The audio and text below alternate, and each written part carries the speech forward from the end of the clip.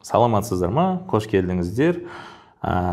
Менің есімім Абзал Дүйсенбекұлы Малбасқанов, торакалды хирург, пульмонолог және дифтизиатормын. Қарап отырсаңыздар, тек қана өкпемен айналысатын маман. Өткен бағдарламада мен айтқан жаңа тақырып жырбей болатындығын, жоғарғы тыныс жолдарындағы ауытқулар, асқынулар және оған әкелетін не себептер дегендей. Өткен бағдарлама біз тоқтағанымыз жаңағы суық тию деген не? Сол суық тиюдің қандай әсерлері бар, антибиотик ішудің қажет жоқ екенін білдік.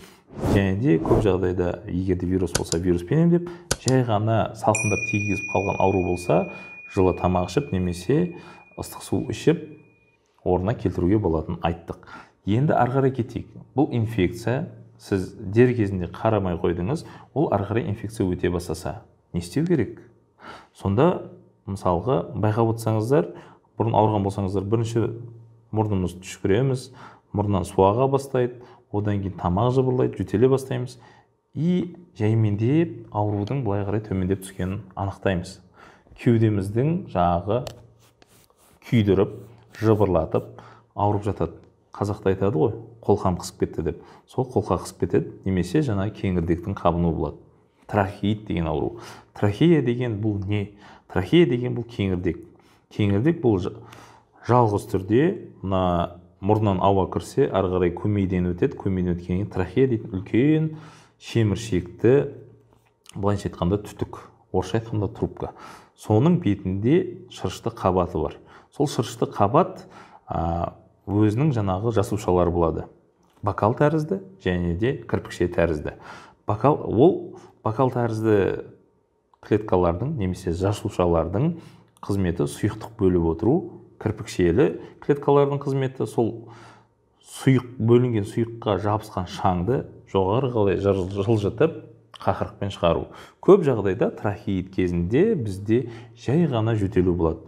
Күріп жөтеле береміз. Қазақта оған көк жөтел деп те ат қойып қояды. Көбінесе кешкі уақыттарда жөтелу болып жатады. Ол кезде қақырық онша шыға қоймайды. Құрғақ жөтел ғана болады. Сол себептен дәрігерге барған кезде сізден міндетті түрде сұрайды. Сізде қақырықтың бар ма? Қақырықтың түсі қандай? Жөтел қандай?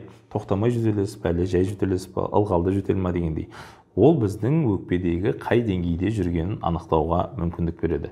Трахеит кезінде тағы да бірден антибиотикке жүгірудің қажеті жоқ. Оның түрін анықтау керек. Мүмкін ол вирустан болды ма?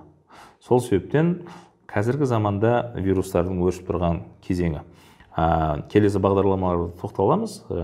Қазіргі кездегі ең популярны топ вирус бұл бізде коронавирус болып тұр ғой. Сол себептен коронавируске ол арнайы тоқталу керек деп ойлаймын. Сол себептен трахеит кезінде де көп жағдайда жаңағыдай жылы су, шай, ыстық тамақ ішкеніңіз дұрыс болады. Әрине, егер де дене қызуыңыз көтеріліп жатса, жөтел қақырықпен шыға бастаса, ол ондай болса аурудың деңгейінің төмен түскендеген себептердің бірі болуы мүмкін. Ол жағдайда әрине тағы да антибиотикке жүгірудің қажеті жоқ. Себебі трахеит көп жағдайда құнарлы тамақ ішіп, өз-өзіңізге қарап жылы киініп жүретін болсаңыз, 2-3 аптаның ішінде өзі жазылып кету мүмкіндігі бар. Өйткені әр адамның ішінде кішкентай ғана доктор болады. Сол біз докторға жағаласпауымыз керек. Неге десеңіз, ол доктор сіздің иммундық жүйе. Иммундық жүйе көп жағдайда ондай аурулармен өзі-ақ күресіп жеңіп шығып жатады. Сол себептен бұл жерде антибиотикке тағы да жүгінудің қажеті жоқ. Әрине, қазіргі кезде бізде Инстаграмға кірейік, тағы да басқа да әлеуметтік парақшаларға кіретін болсақ, жарнама көп. Мынандай дәрістен мықты боласың, мынандай дәрістен мықты боласың деп. Бірақ ол жарнамалардың барлығы көп жағдайда бізге пайдасы келмейді. Кейбір кезде зиянда болып кетеді.